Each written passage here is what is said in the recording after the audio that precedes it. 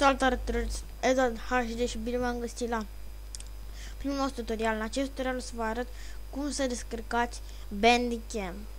Prima dată intrăm pe un Google.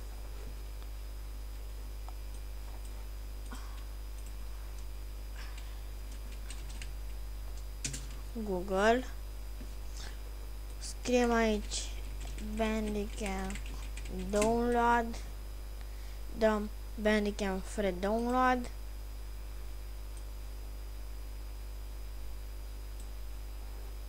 Dăm Download Bandicam.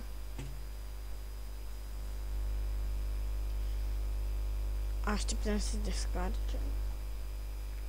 Eu o să vorbesc cam începând deoarece mă doare măseaua foarte tare. Și mă chinui să fac acest episod. Deci acum intrăm în Download.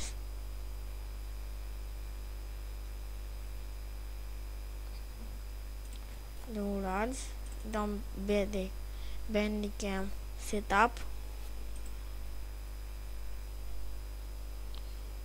Dăm English. Eu o să dau limba Suomi, deoarece o știu foarte bine. Dăm Seureva. Dăm Haiveski Seureva. Și aici dăm Vesela. Dăm aici, băgăm unde vrem să se facă și dăm asemenea. Aici, pe acest buton. Eu o să dau cancel pentru că l-am deja. Și o să vă arăt cum să băgați multiproces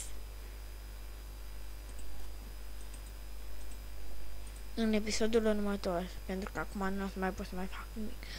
Deci, fraților, cam atât cu episodul de azi. Sper că v-a plăcut. Nu uitați să dați like, subscribe, să vă abonați. Nu uitați, la 15 subscriberi o să facem un video cu facecam. Pa, pa!